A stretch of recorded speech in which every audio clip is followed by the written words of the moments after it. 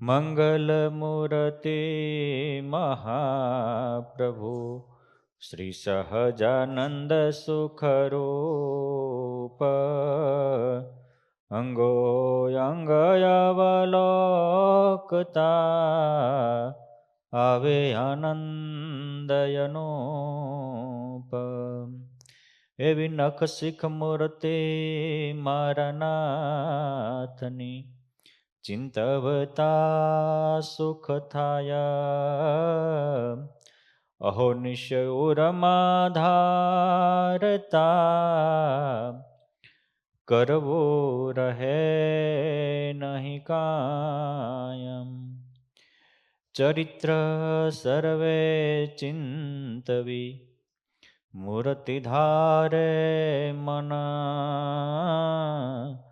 કાળ કર્મ માયા તણો તો વ્યાપે નહીં વિઘાનમ. ઓમ શ્રી સ્વામિનારાયણાય નમો નમઃ. શ્રી હરિકૃષ્ણાય ઘનશ્યામાય પૂર્ણ પુરુષોત્તમાય નમો નમઃ. ઓમ આદિગુરુવે સદગુરુ શ્રી ગોપાળાનંદ સ્વામીને નમો નમઃ.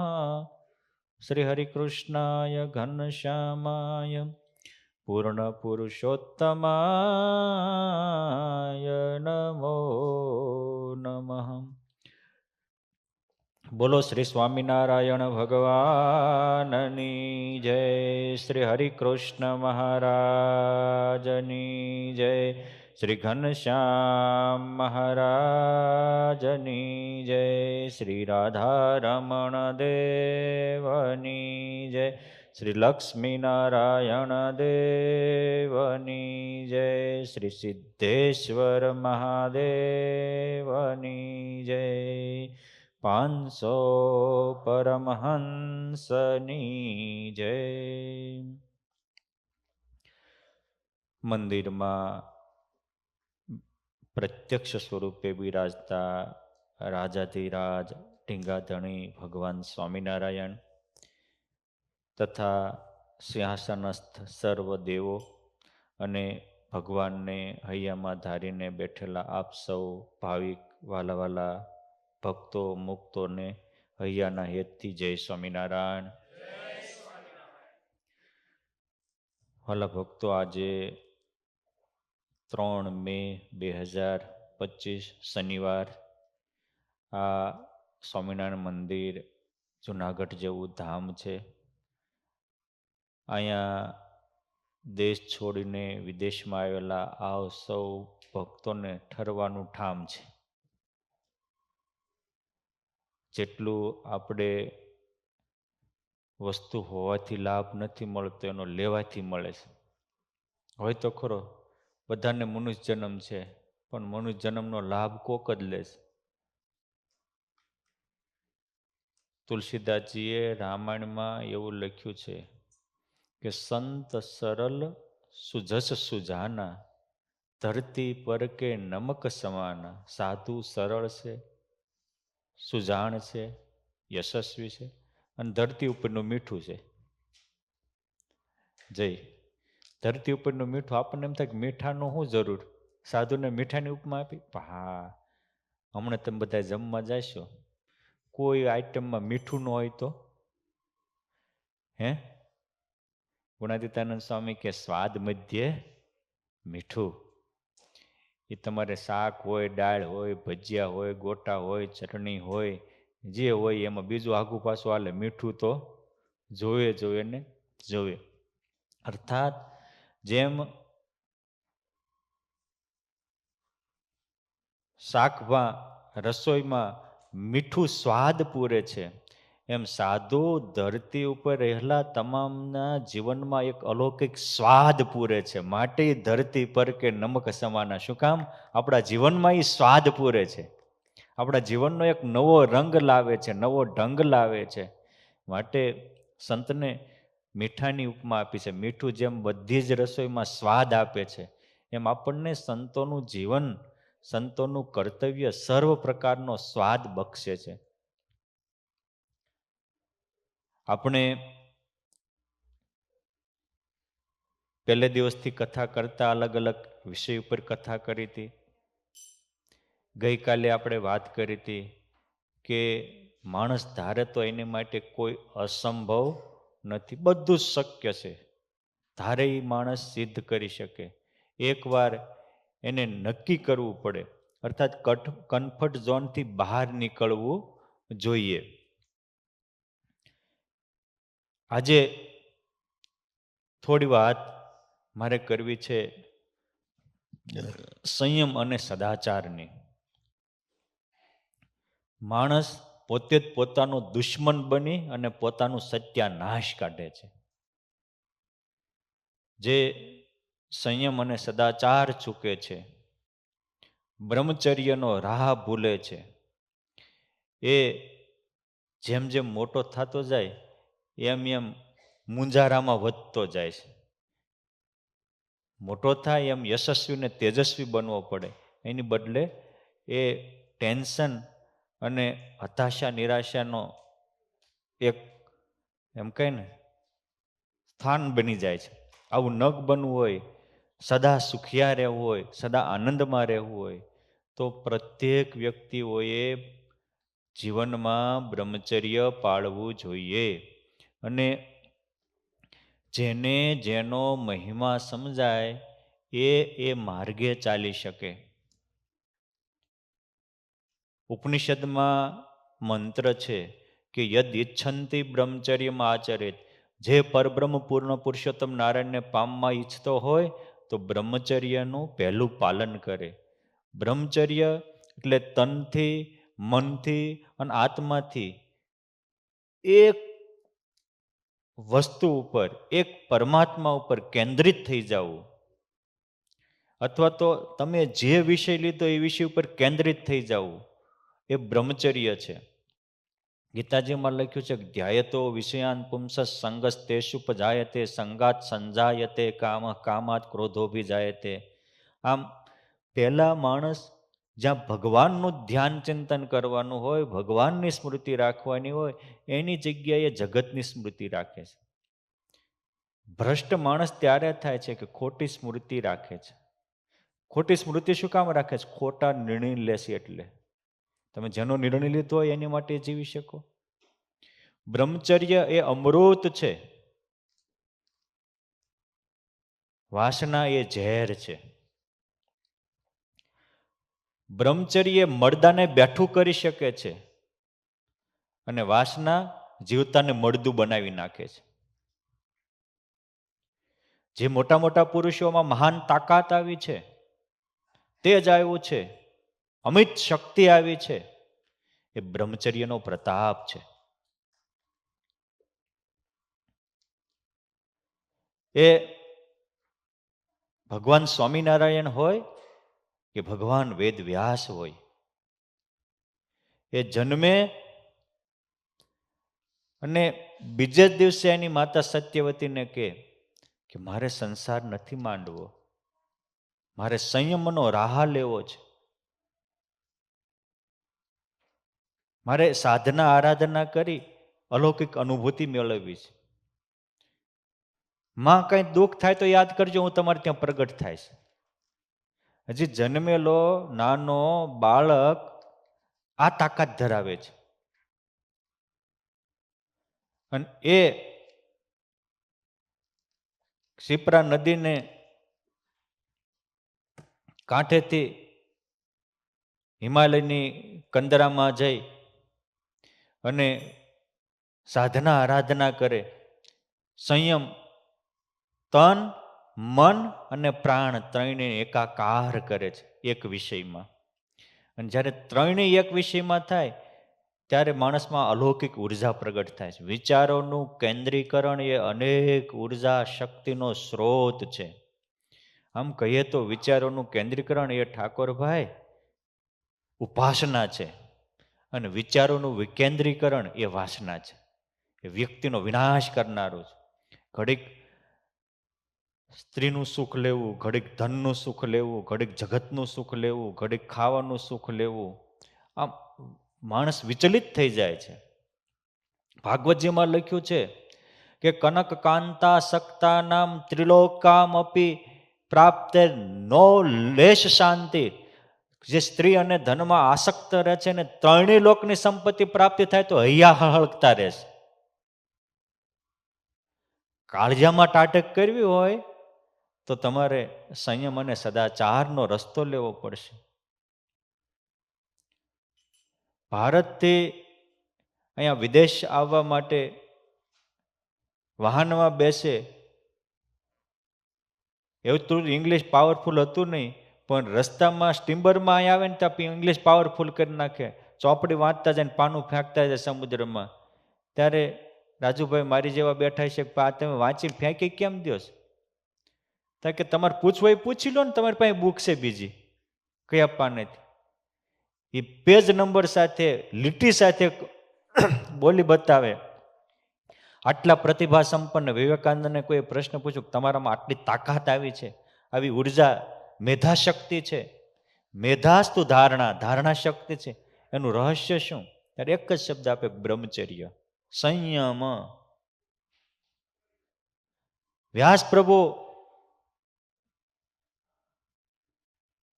14 વર્ષની સાધના પછી જાગૃત થાય, ભૂત ભવિષ્ય વર્તમાન ત્રણેય કાળનું જ્ઞાન એને પ્રાપ્ત થાય. ને અમથા ન 18 પુરાણ લખાણા. આપણે એક લેટર લખવું હોય ને તો તે ફાંફા પડે છે, પછી કોકનું જોઈને શબ્દ ચોરીને લેટર લખવા બેસવીશ. સતયુગમાં કોને ક્યાં ઘટના ઘટી હતી? એ સતયુગમાં ઋષભદેવ ભગવાનના પુત્ર ભરતજી ચક્રવર્તી સમ્રાટનો રાજ્યનો ત્યાગ કરીને વનમાં જાય ને મૃગલામાં મોહ થાય, એ પાછા મૃગ થઈ જાય. હવે એના 5-5 જન્મની કથા એ લખે. પછી બ્રાહ્મણને ત્યાં વિપ્ર બ્રાહ્મણ રૂપે જન્મે. ગાંડાને કોણ બાપો સંભાળે? કેતનભાઈ, ગાંડાને કોણ યાદ કરે? પણ પરમાત્મા માટે ગાંડા કાઢ્યા હતા એની વ્યાસ ભગવાનને પંચમ સ્કંદમાં વિસ્તારથી વાત લખી. અને હજારોના હૈયામાં થાય કે ભગવાન માટે ગાંડા થયા. ગાંડા જ બધા થાય, કોઈ ધન માટે, કોઈ સ્ત્રી માટે, કોઈ જગતમાં કંઈક મોટા થવા માટે. પણ આ બધી સ્મૃતિઓ આવી ક્યાંથી કે આટલા પ્રતિભા સંપન્ન હતા? આ બ્રહ્મચર્યનો તાકાત હતી. નારદજી એક દાસી પુત્ર હતા, પણ સંતના યોગેથી નક્કી કર્યું કે મારે સંયમ અને સદાચારમય જીવવું છે. અન સંયમ અને સદાચાર રાખ્યો, દાસી પુત્ર દેવર્ષિ બની ગયા. ત્રણેય લોકમાં નિરાવરણપણે અવિરત ગતિ થાય. સંકલ્પ કરે અને સૃષ્ટિ ડોલે એટલી તાકાત આવે, ધારે એટલા સ્વરૂપો ધારણ કરી શકે. આ બ્રહ્મચર્યની તાકાત છે. એક ભારતનો હવ કોઈ પોતપોતાના વાડામાં બંધાઈ ગયા હતા. કોઈ એમ કહેતા હું હાચો, કોઈ એમ કહેતા હું હાચો, કોઈ એક કે હું હાચો. એ વખતે આદિ શંકરાચાર્યનું પ્રગટ થયું. સ્વયં શંકરો શંકરો જાત હોય એવું કહેવાય છે. શંકર ભગવાન શંકરાચાર્ય રૂપે થયા, એ પણ એક એમના માટેની કહેવત છે. પણ એ શંકરાચાર્યમાં એ 8 વર્ષના શંકરાચાર્ય અનેક ઉર્જાનો સ્ત્રોત બને, અનેક વિફરેલાને શાંત કરે, વેરાયેલાને એક કરે. એ સંકલ્પ કરે ને બધા પોતાની માન્યતાઓ મૂકી અને એક સાથે જોડાય. એ તાકાત શેમાંથી આવી? 8 વર્ષનો બાળક એની માતાને કહે કે મારે સંન્યાસી થવું છે. એની બા કે તું એકનો એક છો, કઈ રીતે સંન્યાસી થાય? એમાં ગામના પાદરમાં ખળખળ વહેતી નદીમાં નાહવા જાય અને 8 વર્ષના બાળકને મગર પગ પકડી અને જળમાં ખેંચવા માંડે. એની માતાના હોશ ઉડી જાય કે આ છોકરો જીવશે નહીં. અને તરત જ એ કે છે પ્રભુ મારા બાળકને બચાવો. ત્યારે 8 વર્ષનો બાળક બોલે કે માં સંન્યાસી થવાની રજા આપો ને તો ભગવાન મને બચાવે.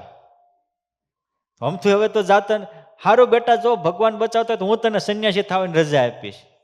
અને જ્યાં શંકર સંન્યાસી થવાની રજાનું કે ને ત્યાં મગરી એનો પગ મૂકીને વહેતી થઈ જાય, બાલ એ બચી જાય. કારણ કે એને થવું હતું સંયમ રાખવો હતો, બ્રહ્મચર્ય રાખવું હતું, ભોગવીને જન્મ ભોગવવો નહોતો, સંયમ રાખીને જન્મ સાર્થક કરવો હતો. અને 8-10 વર્ષના સંયમ અને બ્રહ્મચર્યના રસ્તે ચાલે. 14 વર્ષે તો પ્રસ્થાનત્રય ઉપર ભાષ્યો રચે. જ્યાં જાય ત્યાં બધા પોતપોતાની માન્યતા મૂકીને એને ફોલો કરવા માંડે. આ તાકાત હતી બ્રહ્મચર્યની, આ તાકાત હતી સંયમની. સંયમ ભ્રષ્ટ થાય તો દેવો હોય કે ઋષિમુનિ હોય તો નિંદિત થાય. સંયમ ભ્રષ્ટ થાય તો અમેરિકાના પ્રમુખને તે આખી દુનિયાની સામે રડવાનો વારો આવે. માટે અને સંયમી હોય તો એક દાસીપુત્ર નારદ જેવા દેવર્ષિ બની જાય. એક મછવારાને ત્યાં જન્મેલા દાશરથી અને એને જન્મેલા એ મહર્ષિ વેદવ્યાસ ભગવાનનો અવતાર ગણાય. આટલી તાકાત આવે. કોઈ પણ મહાન પુરુષ હશે એના જીવનમાં જોજો. એ ભગવાન સ્વામિનારાયણ 11 વર્ષે ગૃહ ત્યાગ કરે. એને વનમાં હજી નાના બાલુડા જોગી હતા. બાંસીપુરના રાજા ઈલાને સુશીલાબે નવયુવાન કન્યાઓ આપવા તૈયાર થાય. બુટોલપુરના મહારાજા એને બધું દીકરીઓને રાજપાટ સમર્પણ કરવા થાય.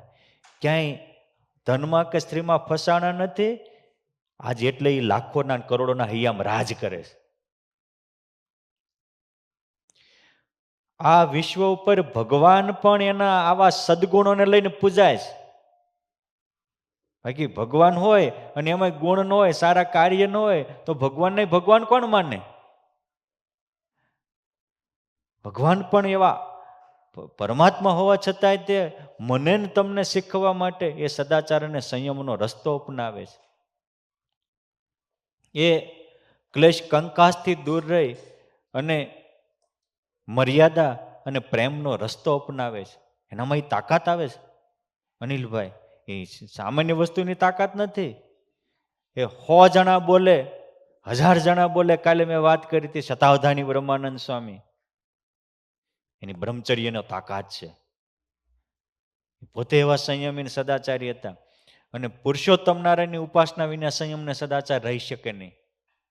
કદાચ રાખ્યો હોય તો લાંબુ ટકી શકે નહીં. એ લગ્ન થયા પછી 1000 વર્ષ સુધી બ્રહ્મચર્ય પાળી અને ધ્યાનમાં બેસી જાય. અને એક કશ્યપ મુનિ જાગૃત થાય ત્યારે એના ધર્મપત્ની વિનંતી કે મહારાજા એક સારા પુત્રનું પ્રદાન કરો અને એમાંથી ગરુડ જન્મે. સંકલ્પ કરે. 33 કરોડ દેવતાથી કામ ન થાય અને એ ભગવાન આજ્ઞા કરે તો એ મંદરાચલ પર્વત લાવીને સમુદ્રની વચ્ચે થાપી શકે. એ સમુદ્ર મંથનની કથા છે. એ દેવતાઓથી નથી હેલ્યો, દૈત્યોથી નથી હેલ્યો. એ ગરુડ જે ચાંચમાં ઉપડે આખો મંદરાચલ પર્વત સમુદ્રને વચ્ચે મૂકે છે, સમુદ્ર મંથન થાય છે. આ તાકાત આવે. એ ગરુડ આવે તો ગમે એવા અસુરો બસુરો ભાગી જાય. પણ ગરુડમાં આટલી તાકાત ક્યાંથી આવી? એના માતા પિતાના સંયમ અને બ્રહ્મચર્ય હતા. ભોગ ભોગવવા માટે નહોતા પરણ્યા.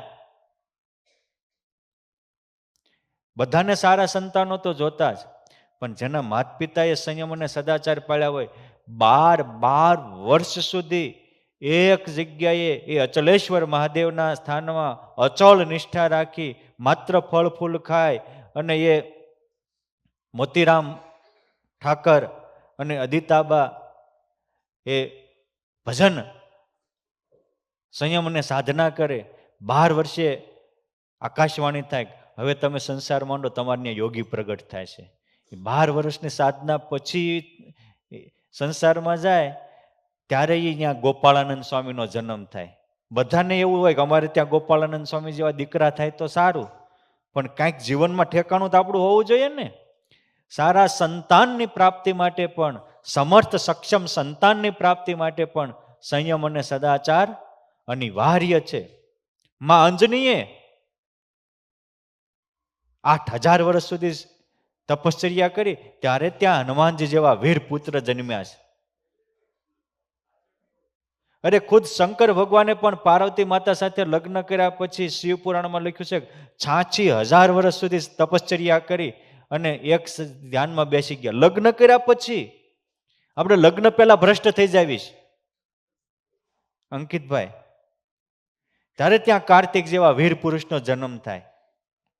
માટે બળવાન બનવું હોય, શક્તિમાન બનવું હોય તો બ્રહ્મચર્ય પાળવું અનિવાર્ય છે. તુલસીદાસજી એવું કહે છે કે પરધન પથ્થર જાણીએ પર નારી માત સમાન, ઇતને સે હરિ ના મિલે તુલસીદાસ જમાન. તમે એક પરધનને પથ્થર જાણો, પરનારીને માતા જાણો, ભગવાન તમારી પાસે નહીં આવે તો હું બાવડું પકડીને તમારા હાથમાં હાથ મિલાઈ દઈશ.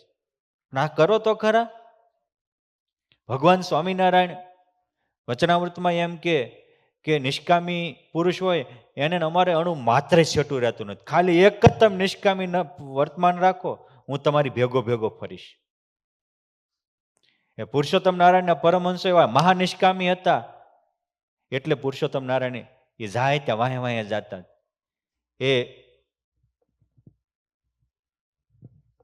અખંડાનંદ સ્વામી વનમાં એકલા હાલ્યા જતા હોય અને વાઘ આમાં આવે તો ભગવાન એની રક્ષા કરવા દોડી જાય. વાઘ પણ એના મનોબળને બદલી નાખે. આ તાકાત સંયમ અને સદાચારની છે, એની હારે ભગવાન ફરે છે. નરસિંહ આનંદ સ્વામી વનમાં જઈને ધ્યાનમાં બેસી જાય,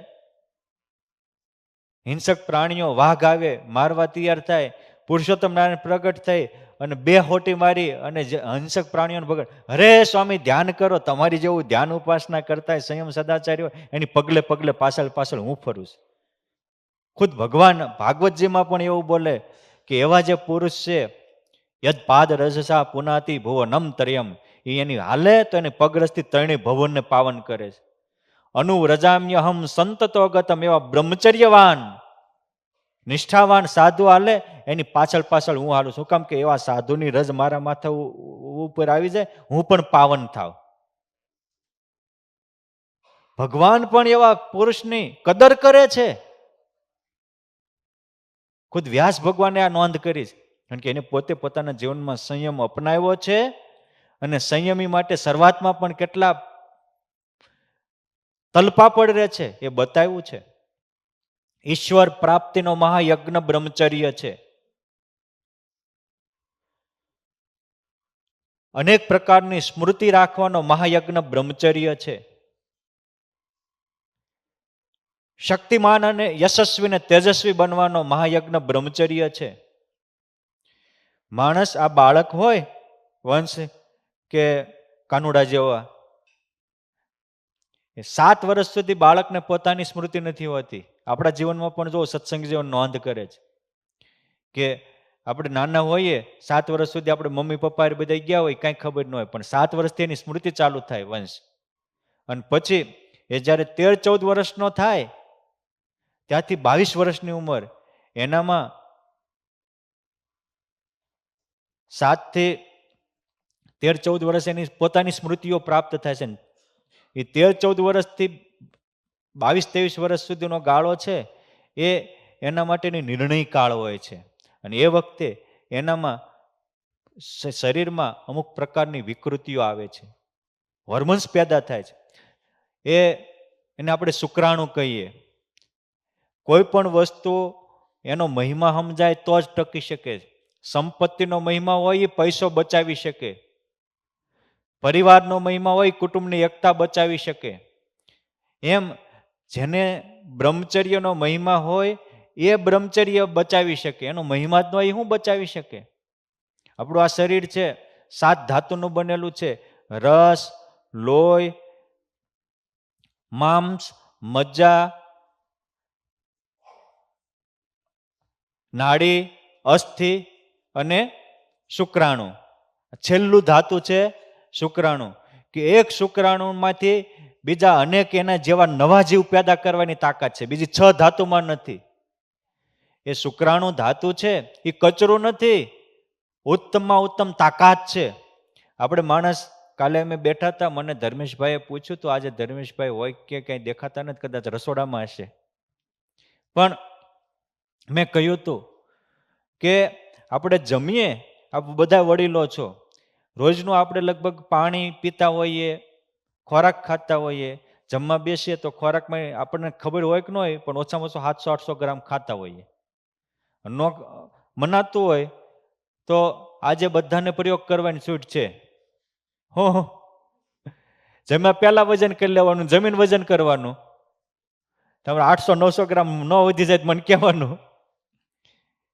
એ આપણે ખોરાક અંદર ગયો એનો જ વધ્યું ને, કે બીજો કોઈ વધે? આપણે ખોરાકમાં બધું જ હોય. પછી આપણે છાશ પીધી હોય, દાળ ભાત ખાધા હોય, શાક ખાધું હોય, રસ પીધો હોય, જે હોય છે, પણ મૂળ તો ખોરાક જ છે ઠાકોરભાઈ. એટલે એમાં એ પાછા આપણે 2 કે 3 ટાઈમ લેતા હોઈએ. એટલે 1.5 કિલો વજન તો, અને પાછો ટાઈમ મળે ત્યારે કઈ કચોડ બચોડ ખાતા જ હોય. મોઢું બંધ આપણે રાખવી તો ભાઈડે છે ને, આપણું મોઢું ચાલુ જ હોય. એટલે થોડીક જેને બ્રહ્મચર્ય નો મહત્તા સમજાવું છું, પછી એને સિદ્ધ કરવાના ઉપાય કહીએ. પણ સમજવા જેવો પોઈન્ટ છે કે આપણે 3 થી 4 લીટર પાણી પીતા હોઈએ, 1 થી 1.5 કિલો જેટલું ખાતા, એટલે લગભગ આપણી બોડીમાં ડેઈલી આપણે 4 થી 5 કિલો જેટલું વજન નાખતા હોઈએ. એમાં આપણું શરીર રાખે છે કેટલું? બોલો. હે? આ તો કાલનું શીખેલું બોલે છે.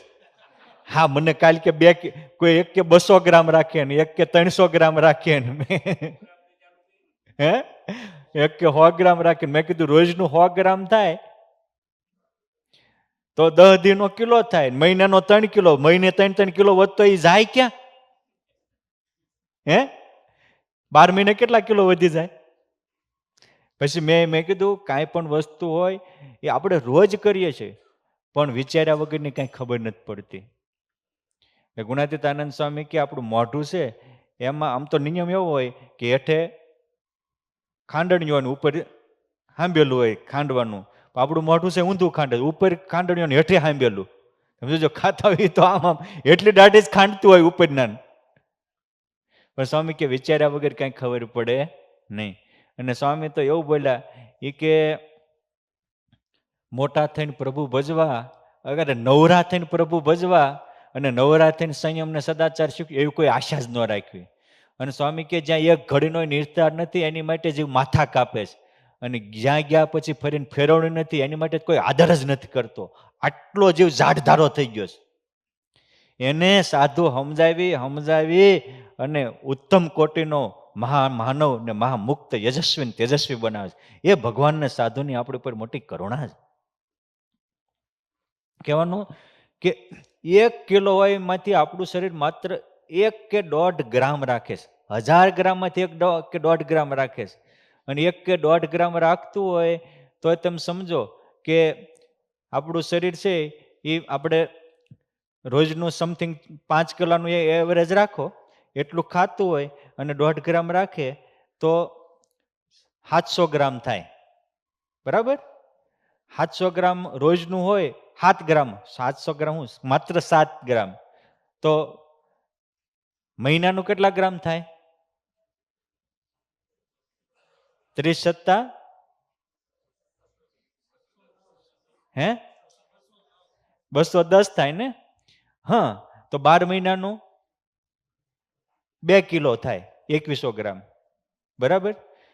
લગભગ કોકની વિરલાની જ બોડી 12 મહિને 2 કિલો વધતી છે.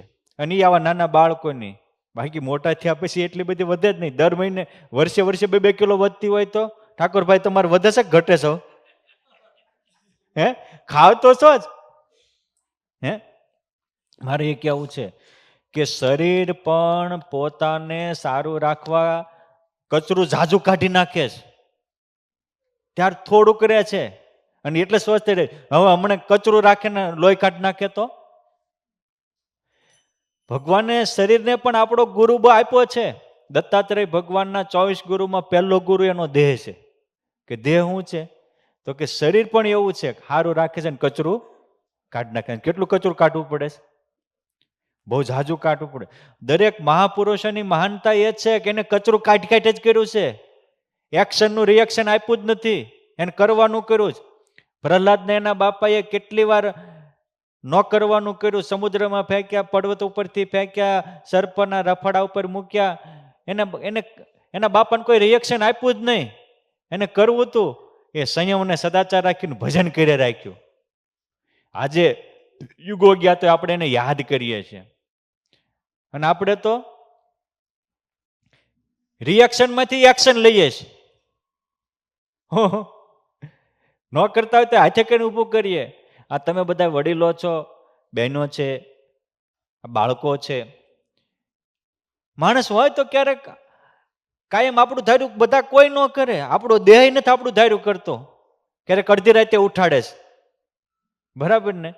તો કોક બાજુવાળા ન કરે તો એને મોટા મને મૂકી દેવું, કચરું કાઢી નાખવું. એટલે હારું યાદ રાખવું તો હારા થશું. આંધળાના આંધળા એટલું દુર્યોધને યાદ રાખ્યું એટલે ખરેખર આંધળો થઈ ગયો, દેખતો જ તોય, અને મર્યો અને મારે આખા કુટુંબને. આ ખોટું યાદ રાખ્યું, કચરું મગજમાં ભર્યું ને એટલે. બાકી પાંડવો એની કેટલી મદદ કરી હતી. આ એટલું જ વિચારવાનું હતું કે ભાઈ આને દ્રષ્ટિ ભેદ થઈ ગયો છે એટલે હું તો દેખતો છું તો મને આંધળો દેખે છે.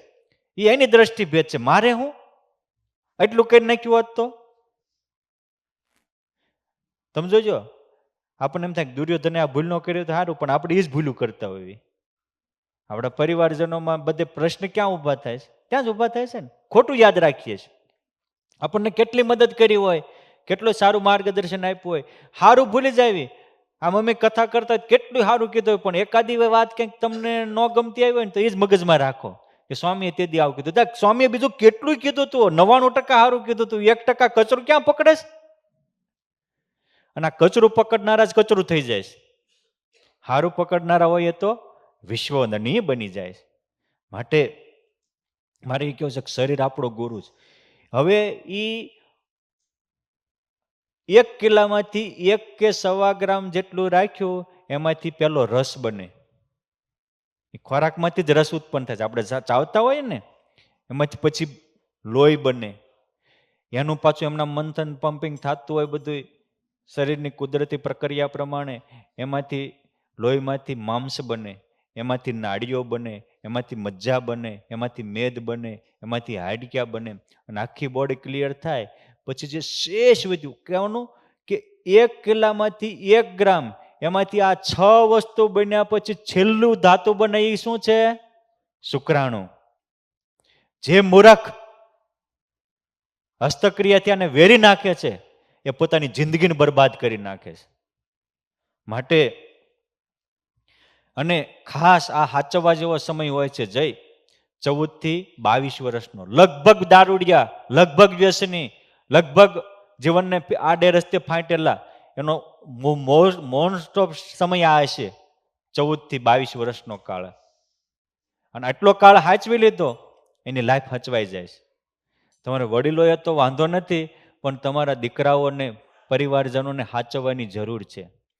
અને એ દીકરાઓના સંસ્કાર હચવાય, સંયમ અને સદાચાર હચવાય. તમારા દીકરા પણ વિવેકાનંદ સ્વામી જેવા પ્રતિભા સંપન્ન બને, ગોપાળાનંદ સ્વામી, બ્રહ્માનંદ સ્વામી જેવા, દાદા ખાચર ને પર્વતભાઈ જેવા બોલે, 24 અવતારો સંકલ્પ કરીને હાજર થાય એવા મહાન બને. એટલા માટે રમેશભાઈ જેવા મહાપુરુષે વિચાર કરી આપણા સંસ્કાર ટકાવવા માટે આ સ્વામિનારાયણ ધામનું નિર્માણ કર્યું છે. માહોલ વિના મજા ન આવે. કાંઈ પણ કરવું હોય તો માહોલ તો જોવે ને.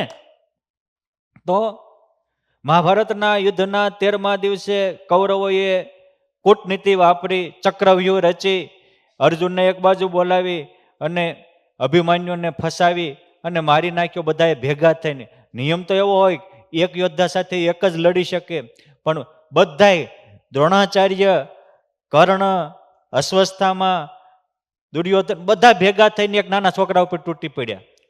નિયમને બધા નેવે મૂકી દીધા. અને જે પોતે નિયમને નેવે મૂકી શકતો હોય એને તમે નિયમમાં રહેવો એમ કહેવાનો અધિકાર જ નથી.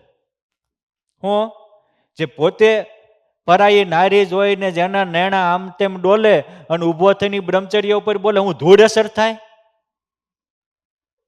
પોતામાં જ સંયમને ઓલું હોવું જોઈએ ને. એટલે મહાભારતના યુદ્ધમાં રથનું પૈડું ખૂટ્યું ત્યારે કર્ણ કે છે કે સાંભળો સાંભળો, હું અર્જુન રથમાં છે અને હું રથ હેઠો છું. કે રથ હેઠાની વાળી થાશ? કૃષ્ણ ભગવાન કે રથ હેઠા વાળી થાશ કે અત્યારે? ઓલા એક નાના છોકરાને તેર હાથ તૂટી પડે તેથી તારો યુદ્ધના નિયમ ક્યાંય ગયા? ભાઈઓની પત્ની એ માતા તુલ્ય ગણાય, એને સભામાં ઢળીને લાવ્યા દ્રૌપદી, તેથી તારા નિયમે ક્યાંય ગયા હતા? આજ બોલે અર્જુનને કે ઠોક ઉડાડ નાખ માથું. કહેતા તમે નિયમ ભ્રષ્ટ થયા હો અને બીજા નિયમ રાખવાની વાત કરો, ભગવાન તમારું નહીં સાંભળે. એ અર્જુનનું સાંભળે છે. કેમ છે? નિયમ પાળીને નિયમ પાળવાનું કહેતા હતા. ખુદ હી જલાવીના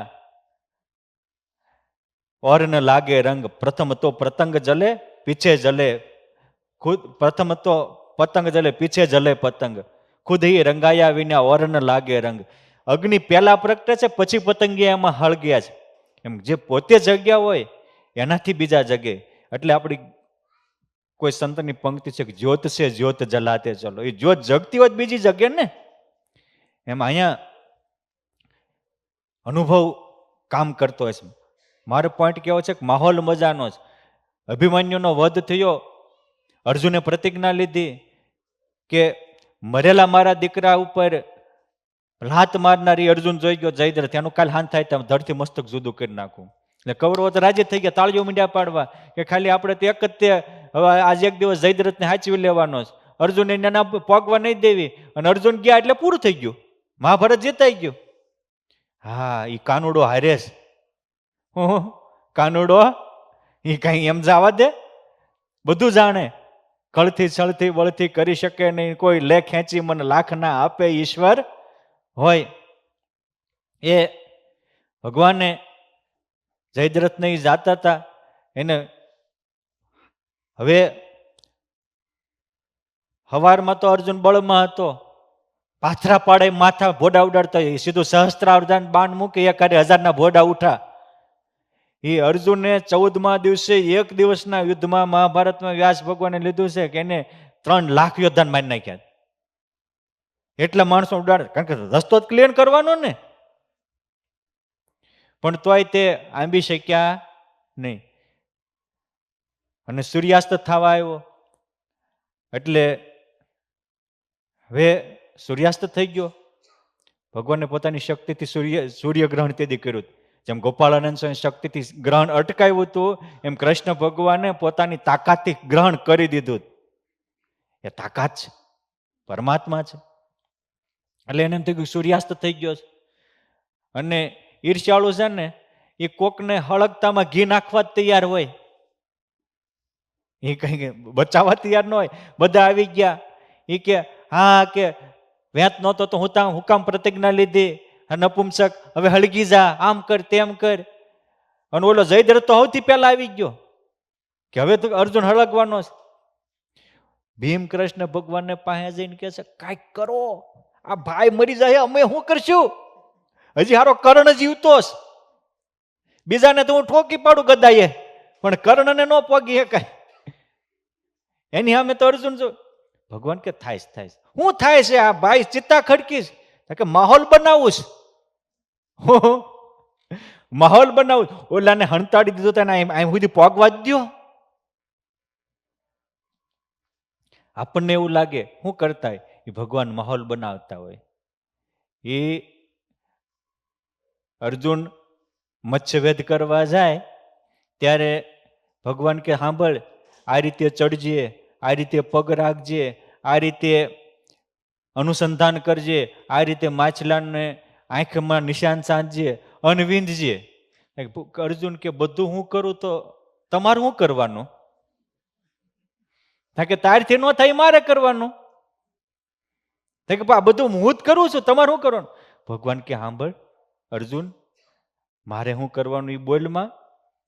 આ હેઠે પાણીમાં જોઈને ઉપર માછલું વીંધવાનું. પાણી હલતું હોય ત્યાં સ્થિર કેમ થશે? એ હેઠે પાણી સ્થિર હું રાખીશ અને ઉપલું નીચે તારે પાડવાનું. હે એમ આપણે કંઈક કરતા હોય તો ભગવાન આપણેથી ન થાય એવું ઈ કરી દે, પણ કંઈક કરવું જ પડે ને. અર્જુન ન્યા ન પગી ગયો તો માહોલ ઉભો કરીને જયદ્રથને પાસે બોલાવી લીધો.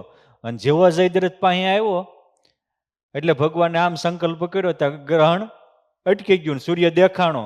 એટલે કે ભાગો ભાગો, માહોલ તૈયાર થઈ ગયો છે, હવે મર્યો જ. ભગવાન કે ઉપાડ કાળજર અને સાંભળ, સામે વાયાવસ્ત્ર પણ લેજે.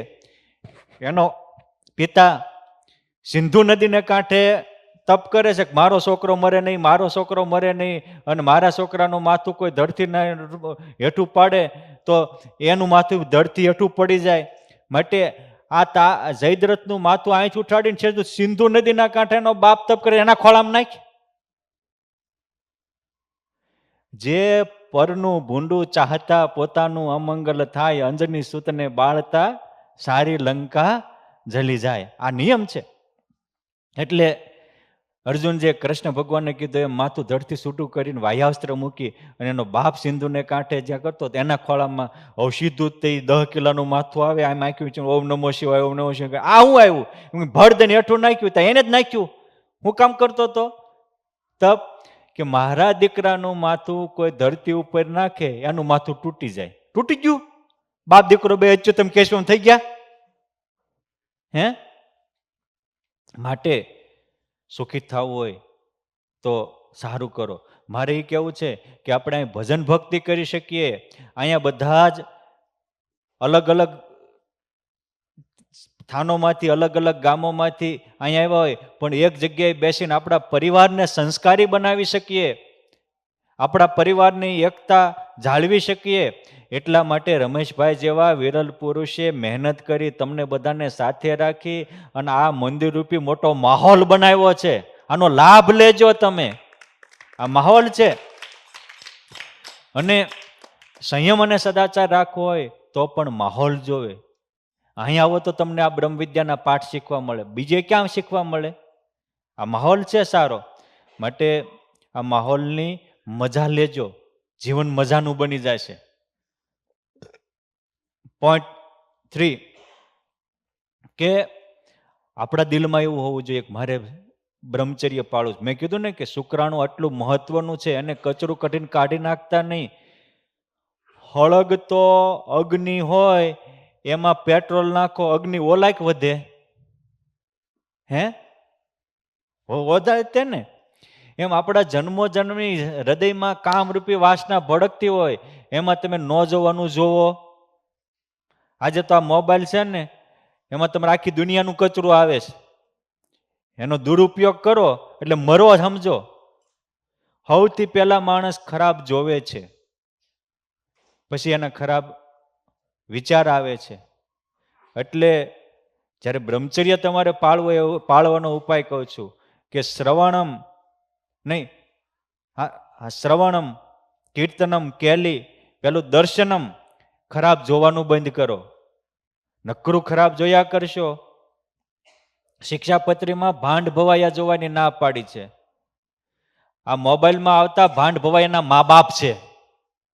70 ભાંડ ભવાયા કરતા આ ડેન્જર આમાં આવતું હોય છે.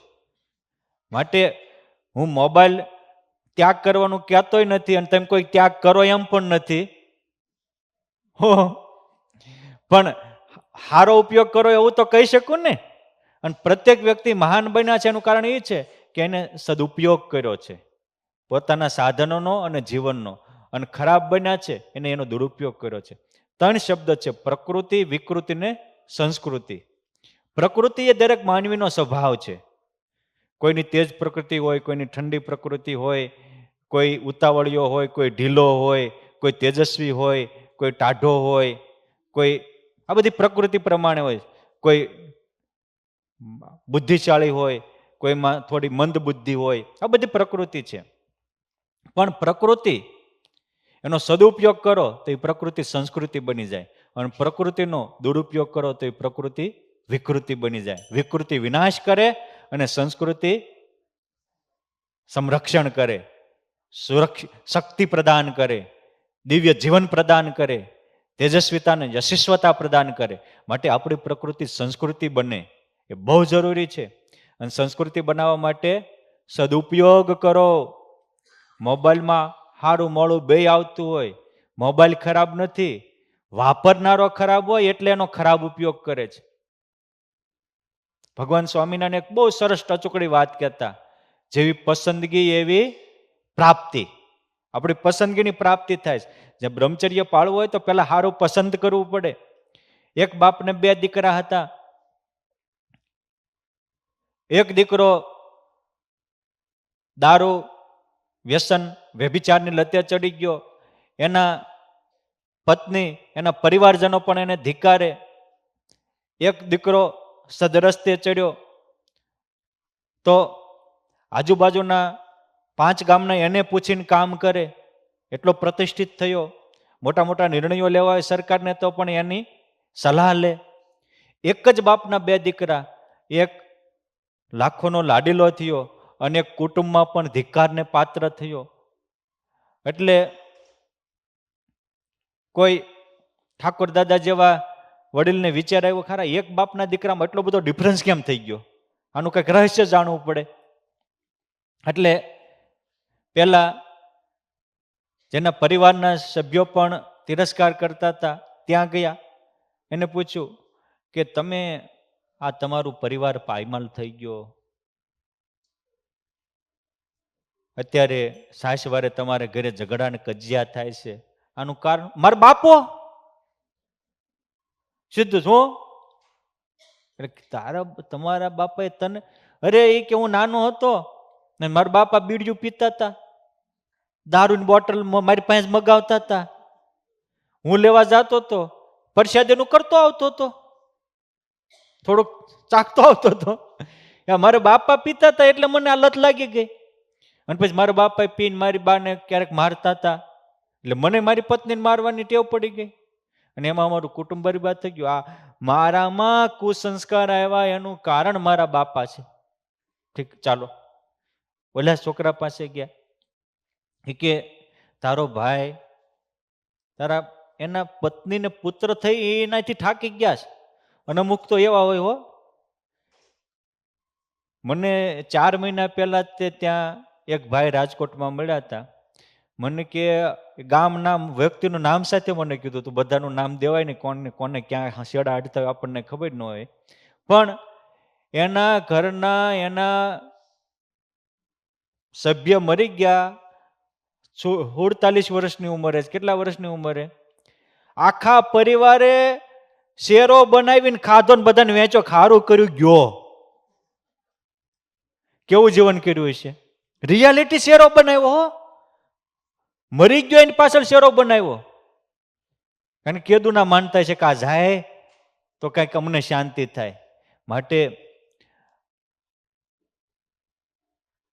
જબ તું આયે જગત મેં જગ હસે તુમ રોય, એસી કરની કર ચલો તુમ હસે જગ રોય. એવું કંઈક કરીને જાઓ કે આપણે હસતા હોવી અને પાછલા વાળાને એમ થાય કે આ વિયા ગયા હોય, અમારું શું થશે? પણ આપણી હારે રહેતા હોય એને એમ થાય કે આ ખોખું જાય ઘર ચોખ્ખું થાય. એવું જીવન ખોખા જેવું, કચરા જેવું ન કરતા. ઓલા ભાઈ નાના દીકરા પાસે ગયા, પૂછ્યું કે તમે એટલા પ્રતિષ્ઠિત છો, સરકાર સુધી સલાહ તમારી લેવા આવે છે, આપનું આવું દિવ્ય આદર્શરૂપ જીવન છે, આનું કારણ પરમ પૂજ્ય મારા પિતાશ્રી. જો ઓલો ઓલો હું બોલ્યો તો, આ શું કે છે? પરમ પૂજ્ય મારા પિતાશ્રી. તમારા પિતાશ્રીએ તમને એવા શું સંસ્કાર આપ્યા કે તમે આટલા બધા આગળ વધી ગયા? હું નાનો હતો, ભણતો હતો,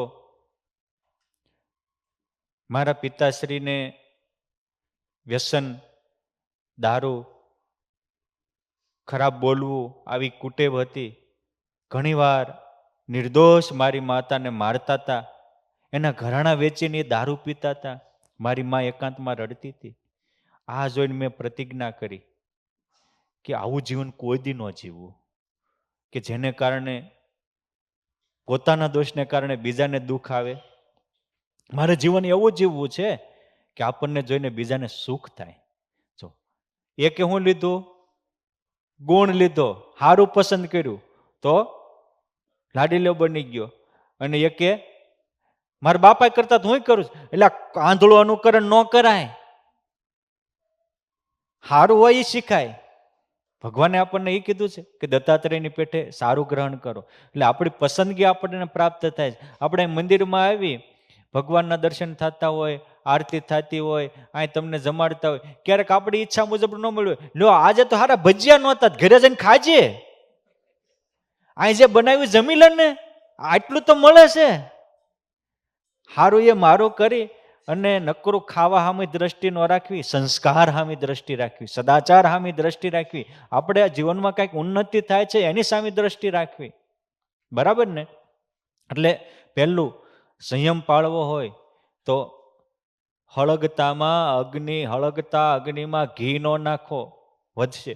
એમ એક તો આપણા જન્મની વાસનાઓ અંદરમાં હળગે છે, અન પાછું એને બાહ્યથી ન જોવાનું જોઈએ, ન સાંભળવાનું સાંભળીએ, ન અડવાનું અડીએ, અને પછી એની જ વાતો કરીએ. કેલી શ્રવણમ કીર્તન એની વાતો કરીએ કે ફલાણાની દીકરી આ ને ફલાણાની આ, પછી કામનો કીડો બની જઈએ અને જિંદગી આપણી કીડા જેવી બની જાય. માટે આ ભગવાન સ્વામિનારાયણે પણ વચનામૃતમાં કીધું કે જેને સંયમ રાખવો હોય, બ્રહ્મચર્ય રાખવો હોય, એને નેત્ર અને ક્ષોત્ર આ બેને ખાસ કાબુમાં રાખવા. કોને? નેત્ર અને ક્ષોત્ર બે. આંખથી ન જોવાનું, ન જોવું, કાનથી ન સાંભળવાનું, ન સાંભળવું. જે માણસ પોતાના ભગવાનને આપેલા બોડીનો જિંદગીનો સદુપયોગ કરે છે, જિંદગી જીતી જાય છે. જિંદગી એટલે શું? તો આપણી બોડી જ આપણી જિંદગી છે. શું? આપણી શરીર છે, બોડી છે, એ જ આપણી જિંદગી છે. જિંદગીનો સદુપયોગ એટલે આંખનો સદુપયોગ, કાનનો સદુપયોગ, હાથનો સદુપયોગ, વાણીનો સદુપયોગ, મનનો સદુપયોગ, બુદ્ધિનો સદુપયોગ. બુદ્ધિથી સારા નિર્ણય લો. હું બ્રહ્મ છું, મારામાં પ્રગટ પરબ્રહ્મ છે. હું આત્મા છું, મારામાં પ્રગટ પરમાત્મા છે.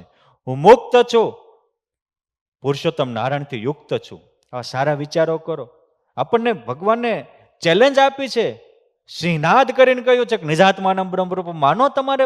તમે નાના નથી, આપણે શિયાળિયાના સંતાન નથી, સિંહના સંતાનો છીએ. માટે આ થોડોક પુરુષોત્તમનો પાવર એ આપણા જીવનના આવા નાના મોટા આપણું મન ચેતતું હોય તે છેતરપિંડીથી બચાવી શકે છે. માટે આજે આ સેટરડેની સભામાં મારે તમને ખાસ એ કહેવું છે, સંયમી બનજો, સદાચારી બનજો.